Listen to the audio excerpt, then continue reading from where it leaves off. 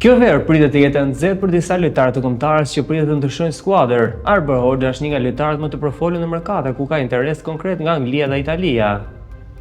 Në Angli e kërkon Hull City në Champions League, ndërkohë që në Serie A Lecce prej javësh e kërkon në skuadër. Ai ka shënuar 3 gola dhe ka dhënë 3 asiste në 25 ndeshje gjatë sezonit të fundit me Dinamo Zagrebin. Sipas Republikas, Ismaili është kthyer një opsion konkret për ekipin e Lazios, madje drejtuesit e ekipit kryeqytetas kanë vendosur kontaktet e mbarë me profesuesit e lojtarit.